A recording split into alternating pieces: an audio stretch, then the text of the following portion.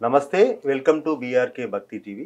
ఈరోజు మనతో పాటు ప్రముఖ ఆధ్యాత్మికవేత్త, జ్యోతిష వాస్తు పండితులు, దైవజ్ఞ బ్రహ్మశ్రీ వీరాపురం సుబ్రహ్మణ్య స్వామి గురుగారు ఉన్నారు. గురుగారిని అడిగి మనకున్న సందేహాలను నివృత్తి చేసుకుందాం. నమస్కారం గురుగారు. శుభాశీస్సులండి. గురుగారు, అవును, దేశ భాషలందు తెలుగు లెస్స అవును అని ఒకప్పుడు అన్నారు. అవును, ఇప్పుడున్న పరిస్థితి దేశ భాషలందు తెలుగు లెస్సు అయిపోయింది. అవును, వాస్తవం. అంటే రాను మొత్తం జాతీయ భాషగా హిందీ మాట్లాడాలి, అవును, ప్రతి పాఠశాలలో హిందీ బోధన తప్పకుండా ఉండాలి అని కొన్ని రూల్స్ తీసుకొచ్చి అవును, తెలుగు రాష్ట్రాల్లో తెలుగు కూడా కనిపించని స్థితిలో ఇంగ్లీష్ ఈ ప్రభావం పెరిగిపోయింది. అవును. ఏంటి సార్ అసలు ఇలా అయితే మన భాష పరిస్థితి ఏంటి అసలు? మొత్తం మీద మీరు అన్నది 100% కరెక్ట్. ఎలా అంటే ఇప్పటి నుంచి కాదు, ఆదిగా అనాదిగా కూడా జరుగుతూనే ఉన్నాయి. ఒక మాట చెప్పాలంటే దక్షిణాది రాష్ట్రాలపైన ఆది నుంచి ఇప్పటి వరకు కూడా దాడులు జరుగుతూనే ఉన్నాయి. అది కనిపించని దాడులు చాప కింద నీరు లాగానే. అయితే వాస్తవంగా చెప్పాలంటే మీరు అన్నట్టుగా తెలుగు భాషని ఇప్పుడు తెలుగు భాష ఎక్కడ కనిపించడం లేదు. ఎక్కడ కనిపించడం లేదంటే మన తెలంగాణలో చెప్పాలంటే తెలుగు రాష్ట్రంగా కనపడడం లేదు. తెలుగు తెలంగాణ రాష్ట్రంగా కనపడడం లేదు. ఇప్పుడు ఏదో హిందీ రాష్ట్రానికి వచ్చినట్టుగానే ఉంది. హిందీ రాష్ట్రానికే వచ్చినట్టు, ఎందుకంటే ప్రతిదీ హిందీలోనే మాట్లాడాలి అన్న కింద ఉంది. అంటే ఆయా రాష్ట్రాలని, ఆయా రాష్ట్ర మాతృభాషల్ని కించపరుస్తూ అవమానించడమే దీనికి ఉదాహరణ. రెండోది, ఎవరో అవమానించాల్సిన అవసరం లేదు. మన వాళ్ళే మన భాషనే అవమానించుకుంటున్నారు, మన భాషనే అవమానించుకుంటున్నారు. తెలుగు ఏదో పాత ఒక రోత, కొత్త ఒక వింత అన్నట్టుగా తెలుగు రోత అయిపోతున్నది. అలాగే కొత్త భాషలన్నీ వింత అవుతున్నాయి. అంటే హిందీ అనుకుందాం. హిందీ అనేది మాతృభాష కాదుగా, సంస్కృతం. అవునండి, మనకు అందరికీ సంస్కృత భాష సంస్కృతం. ప్రపంచమంతా సంస్కృతమే ఉండాలి అంటే ఎలా అవుతుంది? కాదుగా. అలాగే ప్రపంచమంతా ఇంగ్లీషే వాడకం అనేది వాడాలని ఇంగ్లీష్ వాళ్ళు పెట్టిపోయారు. అది ఆ భాషను కంటిన్యూ చేస్తున్నారు. తర్వాత ఇప్పుడు మళ్ళీ హిందీ అన్నది ఏంటంటే తమిళనాడులో జరుగుతున్నది చర్చ. వాస్తవంగా చెప్పాలంటే తమిళీయులు, తమిళనాడు వాళ్ళు మాతృభాషకి ప్రాణం ఇస్తారు. నిజంగా మాతృభాష ప్రియులు సార్. అంటే నాకు తెలిసిన సంగతి ఏంటంటే, మొన్న మేము ఒకసారి తమిళనాడు వెళ్తే అవును వాళ్ళ భాషతో మాట్లాడిన వాళ్ళని చాలా బాగా ఆదరించి కూర్చోబెట్టి, ఆ గౌరవం వేరే. మిగతా భాష వాళ్ళని అసలు అందులో ఐక్యత ఉంది. మరి మన దగ్గర ఎందుకు లోపిస్తుంది? మాతృభాష మీద ప్రాణం ఉంది, ప్రేమ కాదు, ప్రాణం ఉంది. ఇక్కడ ప్రేమ కూడా లేదు. ఇక్కడ మన భాషను మనమే అవమానించుకుంటున్నాం, మన భాషను మనమే కించపరుచుకుంటున్నాం. ఇది ఇప్పుడు కాదు, ఆదిగా అనాదిగా దేశ భాషలందు తెలుగు లెస్స అన్నది తెలుగోడే ప్రపంచమంతా విస్తరించినవాడు. తెలుగువాడే ప్రపంచమంతా విస్తరించినటువంటి వాడు తెలుగువాడు. ఎలా అంటే ఇప్పుడు మనము ఎక్కడో పుట్టి ఎక్కడో బ్రతుకు తెరువు గురించో, లేకపోతే వ్యాపార రీత్యానో, లేకపోతే ఇంకొక రకంగా ఉద్యోగ రీత్యానో ఎక్కడెక్కడో పోయి స్థిరపడుతుంటారు. అట్లాగే ఎప్పుడో ఆదిగా అన్వేషణ చేస్తూ అక్కడంతా స్థిరపడినటువంటి వాళ్ళే. ఒకప్పుడు కాశీకి పోతే పుణ్యం అని చెప్పేసి కాశీకి వెళ్ళిపోయి అక్కడే ఉండిపోయిన వాళ్ళు ఉన్నారు. వాళ్ళంతా హిందీ రాష్ట్రాల్లో తెలుగు వాళ్ళే. అక్కడ స్థిరపడిపోయి ఎప్పుడో అక్కడే ఉండిపోయి వాళ్ళ తరతరాలు లక్షల సంవత్సరాలు గడిచిపోయిన తర్వాత వాళ్ళు హిందీ మారిపోయారు. అలాగే హిందీ రాష్ట్రాల్లోనే హిందీ మాట్లాడమంటే అందరూ మాట్లాడరు. మరాఠీ వాళ్ళు ఏం మాట్లాడతారు? మరాఠీ మాట్లాడతారు. అలాగే ఒడిషా వాళ్ళు ఏం మాట్లాడతారు? లాస్ట్కి గుజరాతీ. ప్రతి ప్రాంతంలో ప్రాంతీయ భాషకు చాలా విలువ ఉంటుంది, విలువ ఇవ్వాలి. మన తెలుగు రాష్ట్రాల్లోనే ఎక్కువగా హిందీ ఎక్కువైపోయింది. ఇప్పుడు మనం హైదరాబాద్కి వస్తే మన తెలంగాణ తెలుగు రాష్ట్రమా లేకపోతే హిందీ రాష్ట్రమా అన్నట్టుగా ఉంటుంది. ఇంకా చెప్పాలంటే హిందీ వాళ్ళు మన దక్షిణాది రాష్ట్రాలని ఎక్కువగాను డామినేషన్ చేస్తున్నారు. తెలుగు వాళ్ళని మరీ తొక్కేశారు. ఎందుకంటే ఈ మధ్య కాలంలో ఏ పని చేయడానికి మన తెలుగు వాళ్ళు చేస్తారో అన్ని పనులు నార్త్ నుంచి వచ్చి ఇక్కడ మనకు ఎలాంటి పనులు లేకుండా పోయాయి. మంచి మాట అన్నారు. 10,000 శాలరీ ఇచ్చినానంటే చెప్పు, మరి నడిపించాను. అయితే వాళ్ళ గురించి అంతా కూడా నేను అవగాహన చేసుకున్నాను. గుడిలో పూజారి హిందీ వాళ్ళే, లాస్ట్కి ముఖ్యంగా చెప్పాలంటే పాపం మేస్త్రులు మేస్త్రులు అంటే బేల్దారి మేస్త్రులు కానీ తెలుగు వాళ్ళకు పని లేకుండా పోయింది. వీళ్ళందరూ వచ్చేసి ఇక్కడ మొత్తం డామినేషన్ అనేది హిందీ వాళ్ళది ఎక్కువ డామినేషన్ అయిపోయింది. బేల్దారి పని చేసేటువంటి మేస్త్రులు, ఇంటి కన్స్ట్రక్షన్, అలాగే పెయింట్ వర్క్ చేసేటువంటి వాళ్ళు, మన వాళ్ళకి తెలుగు వాళ్ళకి పెయింట్ పనే లేకుండా పోయింది. కార్పెంటర్ పని చేసే వాళ్ళకి కార్పెంటర్ పనే లేకుండా పోయింది. వీటితో పాటు బండల్ పని చేసుకునే వాళ్ళకి, అంటే రాతి పని టైల్స్ బండలు చేసుకునే వాళ్ళకి, రాతి పని చేసుకునే వాళ్ళకి, బండల పరుపు చేసుకునే వాళ్ళకి లేకుండానే పోయింది. మొత్తం హిందీ వాళ్ళే అయిపోయింది. తెలుగు వాళ్ళకు పని లేకుండా పోయింది.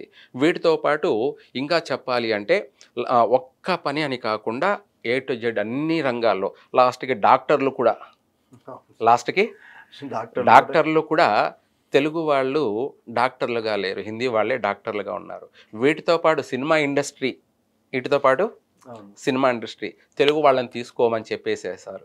తెలుగు వాళ్ళని తీసుకోము అని చెప్పేసి మరి అందులో చెప్పాలంటే తెలుగు అమ్మాయిల్ని అసలు తీసుకోమని చెప్పేసి ఆల్రెడీ చెప్పేస్తున్నారు. ఈ మధ్య కాలంలో ఇప్పటి నుంచే కాకుండా ఎప్పటి నుంచో హిందీ వాళ్ళనే హీరోయిన్లుగా కానీ, యాక్టర్లుగా కానీ, విలన్లుగా కానీ మొత్తం A to Z హిందీ వాళ్ళే.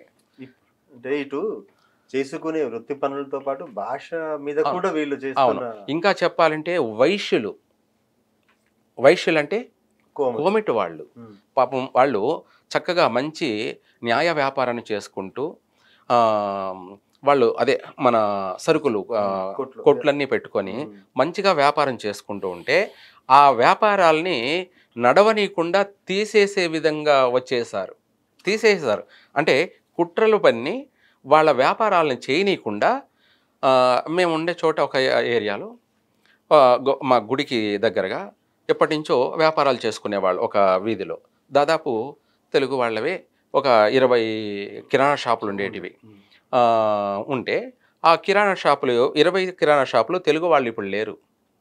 మొత్తం హిందీ మార్వాడి కిరాణా షాపులే వచ్చేసాయి. ఎందుకంటే వాళ్ళ వ్యాపారాన్ని జరగనీయకుండా దెబ్బ కొట్టేస్తారు. మొత్తం మీద వాళ్ళు ఒక కమిటీ యూనియన్గా తెలుగువాడికి వైశ్యులకి కిరాణా షాపులు ఆధారపడి వాటిపైన పాపం ఆధారపడి వాళ్ళు అంటే బయట పోయి కష్టపడి పనులు చేయలేని వాళ్ళు వ్యాపారాలు చేసుకొని చక్కగా కూర్చొని జీవించేటువంటి వాళ్ళు ఇంటి పాటనే ఉండి వాళ్ళు చక్కగా వ్యాపారం చేసుకుంటూ 10 మందికి ఉపయోగపడుతూ వాళ్ళ జీవనాధారాన్ని సాగించేవాళ్ళు. ఈ రోజున వాళ్ళకు ఆ వ్యాపారం అనేది లేకుండా హిందీ వాళ్ళే చేసేస్తున్నారు. మొత్తం చిన్న వ్యాపారం కాడ నుంచి పెద్ద మాల్ వరకు వీటితో పాటు మీరు అన్నట్టుగా బంగారు పని చేసేవాళ్ళు, బంగారం పని చేసే వాళ్ళకి పని చేసుకోవడానికే కాదు లాస్ట్కి ఆ మాట తలుచుకోవడానికి కూడా లేకుండా పోయిన పరిస్థితి అయిపోయింది. చిన్న బంగారం వర్క్ చేసే కాడి నుంచి చిన్న వ్యాపారం చేసుకునే వాడిని కూడా లేకుండా చేసేసి వాళ్ళు పెద్ద పెద్ద మాల్స్ ఏర్పాటు చేసేసుకొని పెద్ద పెద్ద వ్యాపారాలు, జ్యువెలరీ వ్యాపారాలు, బంగారం వ్యాపారాలు కావచ్చు. తెలుగు వాళ్ళకి బంగారు పని కూడా లేకుండా పోయింది. కార్పెంటర్ పని చేసే వాళ్ళకి కార్పెంటర్ పని లేకుండా పోయింది. పెయింటింగ్ పని చేసే వాళ్ళకి పెయింట్ పని లేకుండా పోయింది. ఖాళీగా తిరుగుతున్నారు, వ్యర్థంగా తిరుగుతున్నారు. ఏం చేయాలో తెలియక కూడా పాపం కొంతమంది దొంగతనాలు చేసుకుంటున్నారు, కొంతమంది ఏం చేయలేక. ఓకే, అంటే ఇవన్నీ ఈ ప్రభావం తగ్గాలంటే ఇటు భాష పైన చేసుకునే వృత్తి పైన అవును ఈ నార్త్ ఇండియాకు ఇతరుల యొక్క ప్రభావం తగ్గాలి, ఏం చేసుకోవాలి? అంటే ఓన్లీ యూనిటీ అంటారా? అసలు ఏం చేస్తే బాగుంది? వాస్తవంగా ఆ విషయమే. మన దక్షిణాది రాష్ట్రాలలో హిందీ వాళ్ళ ప్రభావం ఎక్కువైపోయింది. అంటే తెలిసి నష్టము, తెలియకుండా కూడా నష్టమే చేస్తున్నారు. మొత్తం అంతా ఆక్రమించేస్తారు, దక్షిణాదినంతా మొత్తం ఆక్రమించేశారు, పూర్తిగా ఆక్రమించేశారు. ఏమి లేదు, చెప్పాలంటే 50-50, 75% ఆక్రమించేశారు. రెండోది ఇంకా పూర్తి 100% ఆక్రమించేసి తర్వాత ఎలా ఉంటుందనేది ఊహించలేము, అనేది కరెక్ట్ కాదు. అంటే హిందువుల్ని దోచుకుంటున్నారు, హిందువుల్ని దోచుకుంటున్నారు. లేకపోతే మన తెలుగు రాష్ట్రాల్లో పని చేసుకునే వాడికి పని లేకుండానే పోయింది. వ్యాపారం చేసుకునే వాడికి వ్యాపారమే లేకుండా పోయింది. ఒకవేళ వ్యాపారం చేస్తున్నా వాడిని మోసపూరితమైన వ్యాపారం అని చెప్పేసి అట్లా క్రియేట్ చేసి వాళ్ళ దగ్గర ఏం తీసేస్తూ ఇలా దక్షిణాది రాష్ట్రాల్లో అన్ని విధాలా చేస్తున్నారు. ఇవన్నీ మాకు ఎప్పటి నుంచో తెలిసిన విషయాలే.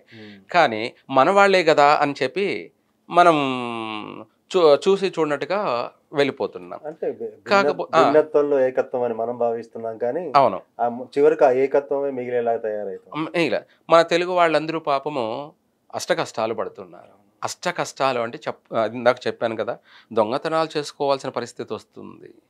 కాబట్టి దీనికి తెలుగు వాళ్ళందరూ కూడా ఒక యూనిట్గా ఏర్పడి వాళ్ళు చేసుకునే పనులకి ఎవరి వల్ల ఆటంకం కలగకుండా ప్రభుత్వాలు కూడా చర్యలు తీసుకుంటేనే తెలుగు రాష్ట్రాల్లో తెలుగు ప్రజలు 3 పూట్ల వాళ్ళు తినగలుగుతారు. లేదంటే మనిషి పైన మనుషులు దాడులు చేసుకునే స్థాయికి రాకూడదు. తెలుగు వాళ్ళు తెలుగు రాష్ట్రాల్లో ఉన్నటువంటి తెలుగు ప్రజలందరూ కూడా చక్కగా వాళ్ళ జీవితాన్ని వాళ్ళు కొనసాగించేలాగా అందరూ కలిసి ఒక యూనిట్గా ఏర్పాటు చేసుకుంటే తప్ప లేకపోతే బ్రతకడం కష్టమవుతుంది. చాలా చక్కటి విశ్లేషణ. ఎందుకంటే భాషాపరంగా వృత్తిపరంగా చేసుకునే పనులు దొరకక ఏం చేయాలి దిక్కుతోచని స్థితిలో అవును దక్షిణాది రాష్ట్రాలు రావడం, అవును, అది నిలవరించాలంటే మనకు మనం ఐక్యంగా ఉండాలి.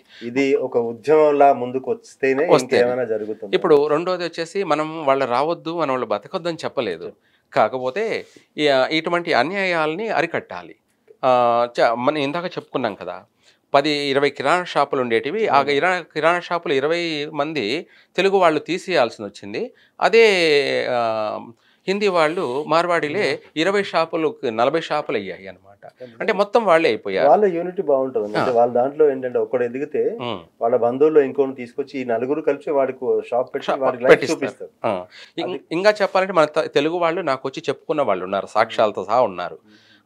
ఇలా మమ్మల్ని తీసేయమని తీపిచ్చేశారు అని చెప్పి కూడా చెప్పిన వాళ్ళు ఉన్నారు. కిరాణా షాపులు చేసుకొని బతుకుతున్న వాళ్ళు మా వ్యాపారం జరగలేదు స్వామి అని మమ్మల్ని ప్రతిదానికి అందరూ వచ్చి అడుగుతూ ఉంటారు. ప్రతి విషయానికి కూడా వ్యాపారం ఎప్పుడు ప్రారంభం చేయాలి, సరే చేసుకుంటున్నారు, వ్యాపారం బాగానే జరిగింది, ఇప్పుడు జరగడం లేదు స్వామి. ఏంటి అంటే పక్కన వాళ్ళు ఆ షాపుని జరగనీయకుండా చేస్తున్నారు, మన షాపులను జరగనీయకుండా చేస్తున్నారు. లాస్ట్కి తీసేయమనే విధంగా జరుగుతుంది. తీసేసాము మేము తట్టుకోలేక చేయలేక తీసేసామని నాకు చెప్పుకున్న వాళ్ళు ఉన్నారు. ఇలాంటివన్నీ ఎప్పుడో జరిగినటివే, కానీ ఏమీ మాట్లాడలేని పరిస్థితి. ఎందుకంటే ముందు వాళ్ళకన్నా మన వాళ్ళే మనల్ని దాడి చేస్తారని, మాటల దాడి ఏమిటి, మన వాళ్ళే మన పైన మాటలు దాడి చేస్తారు. ఎందుకంటే పచ్చి బూతులు తిడుతుంటారు. ఇవన్నీ మనము వాటి గురించి ఆలోచన చేసి గమ్మనుండే వాళ్ళని చెప్పలేక. కానీ మరి ఇంకా శృతి మిస్తున్నప్పుడు తప్పదు, చెప్పాలి కదా. అందరూ బాగుండడం, మన తెలుగు వాళ్ళందరూ బాగుండాలని చెప్పి మనము కోరుకోవడం. మన తెలుగు వాళ్ళందరూ బాగుండాలి, బాగుపడాలి, అందరూ అన్ని కుల వృత్తుల వాళ్ళు బాగుపడాలి చక్కగా. ఎందుకంటే ఇంకా పోను గడ్డు కాలము ఎదురయ్యే అవకాశం ఉంది. కాబట్టి దాని నుంచి తప్పించుకు తిరుగువాడు ధన్యుడు సుమయ అన్నట్టుగా ఇప్పుడు ప్రతి ఒక్కడు కాస్త ముందుకొచ్చి ఎవరెవరు పనిని వాళ్ళు చేసుకునే విధంగా, అభివృద్ధి చెందే విధంగా అందరూ ఒక నిర్ణయానికి వచ్చి చూసుకుంటే తప్ప లేదంటే పనే లేకుండా పోయే పరిస్థితులు వచ్చాయి.